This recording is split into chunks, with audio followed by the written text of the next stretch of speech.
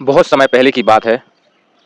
एक घना जंगल था जहाँ हर जानवर खुद को सबसे महान समझता था, लेकिन वहीं रहता था एक नन्हा चूहा जिसका कोई नहीं पूछता।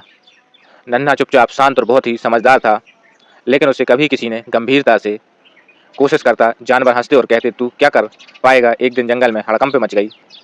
जंगल का सबसे बड़ा और ताकतवर प्राणी एक गहरे दलदली गड्ढे में गिर गया। शेर, भालू, भेड़ ये सब ने कोशिश की, लेकिन हाथी बहुत गहराई में था। रस्सियां खींची गईं।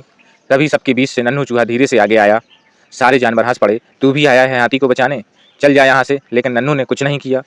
उसने गड्ढे की दीवार को ध्यान से देखा। वहाँ एक तरफ की मिट्टी थोड़ी नम और गीली थी। उसे एक पुरानी सुरंग की याद आई जो कभी उसके दादा ने बनाई थी और जो इस दिशा में जाती थी। नन्हू चुपचाप वापस मुड़ा और भागा अपने पुराने बिल की ओर।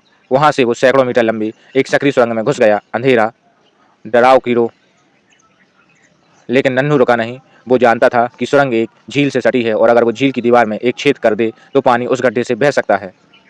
नन्हू ने अपने पैने दांतों से दीवार की मिट्टी को तरनी शुरू की। धीरे धीरे कण कण मिट्टी हटी और आखिरकार एक पतली सी धारा बहने लगी। थोड़ी ही देर में झील का पानी गड्ढे की तरफ बह गया।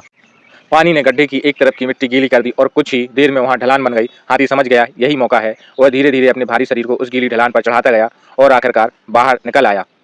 सारे जानवर हैरान थे। शेर बोला, यह कैसे हुआ, हमने तो सब कोशिश कर ली थी। तभी मिट्टी में से एक छोटी सी पूंछ हिली और बाहर निकला नन्हू चूहा। कीचड़ से सना लेकिन मुस्कुराता हुआ। हाथी ने अपनी सूंड से नन्हू को उठाया और सबके सामने कहा, ताकत से नहीं, समझ से रास्ता निकलता है और जिसे तुम छोटा समझते हो वही सबसे बड़ा काम कर जाता है।